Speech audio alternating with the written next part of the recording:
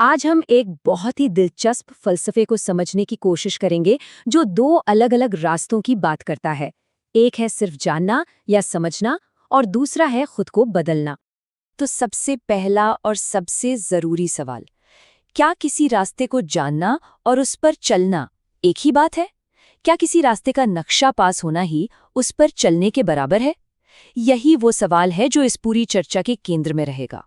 तो देखिए, इस फलसफे का जो पहला हिस्सा है ना, वो एक तरह से पूरे ब्रह्मांड का इतिहास और भूगोल जैसा है। इसे वो ज्ञान बताया गया है जिसे समझना, जिसे जानना काफी आसान है।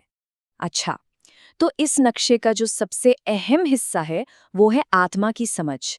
आत्मा को एक अमर, कभी न खत्म होने वाला, बहुत ही छोटा सा प्रकाश का बिंदु बताया गया है, बिल्कुल एक तारे की तरह। यही किसी भी जीव की असली पहचान है, ये शरीर नहीं।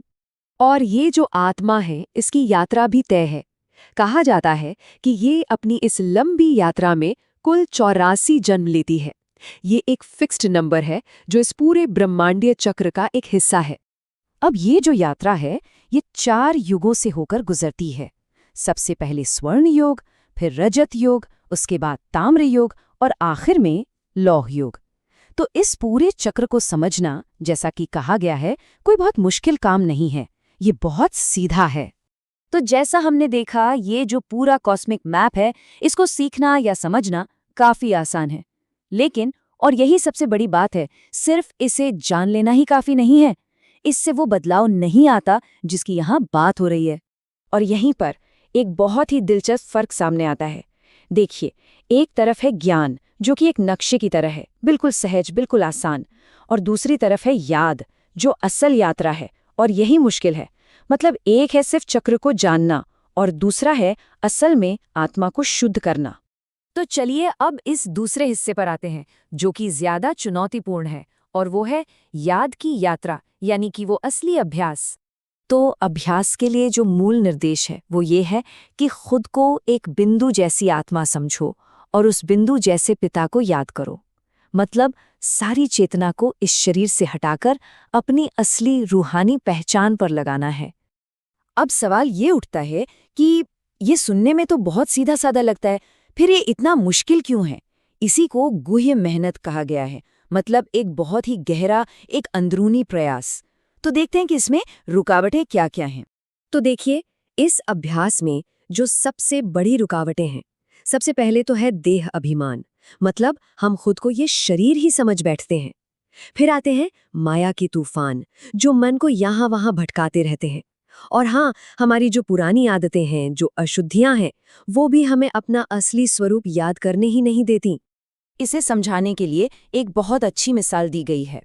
ये जो याद की पूरी प्रक्रिया है ना, ये ठीक वैसी ही है जैसे आत्मा पर जन्मों जन्मों से लगी जंग, जिसे कट कहा गया है, उसे साफ करना। ये एक तरह की शुद्धिकरण की प्रक्रिया है। तो फिर सवाल है कि इस मुश्किल अभ्यास का, इस मेहनत का आखिर लक्ष्य क्या है? इसका मकसद है आत्मा को उसके असली, पवित्र और प्यारे स्वरूप में वापस लाना, जिसे लवली कहा गया है। और जब ये अभ्यास सफल होता है तो इसके फायदे भी साफ साफ बताए गए हैं। इससे क्या होता है? हमारे जो पाप कर्म हैं, उनका विनाश होता है, आत्मा पावन बन जाती है, और सबसे बड़ी बात, भविष्य में कर्मों की सजा से भी बचाव हो जाता है। इस अभ्यास का जो आदर्श है, जो मंजिल है, वो है लक्ष्मी नारायण के समान बनना, जिन्हें पवित्रता और शांति का सबसे बड़ा प्रतीक माना गया है। तो अब हम धीरे धीरे इस पूरी चर्चा के सार की तरफ बढ़ रहे हैं, जो इस पूरी टीचिंग के निचोड़ को सामने रखता है। इसमें एक बहुत ही मुख्य मंत्र है, मन मना भव। इसका सीधा सीधा मतलब है अपने मन को मुझ में लगाओ। तो ये इस बात पर जोर देता है कि सिर्फ जानना ही सब कुछ नहीं है, बल्कि असल काम है एक्टिव होके याद करना, जुड़ना। तो मतलब जो असली बदलाव है वो इस बात से नहीं आता कि कोई कितना जानता है, बल्कि इस बात से आता है कि वो अभ्यास करके क्या बनता है। जोर जानने पर नहीं, बनने पर है। और ये पूरी चर्चा हमें एक बहुत बड़े सवाल पर लाकर छोड़ देती है कि ज्ञान का असली सार क्या है? क्या वो सिर्फ जानकारी हासिल कर लेने में है, या फिर उसे अपनी जिंदगी में उतार कर खुद उसका स्वरूप बन जाने में है?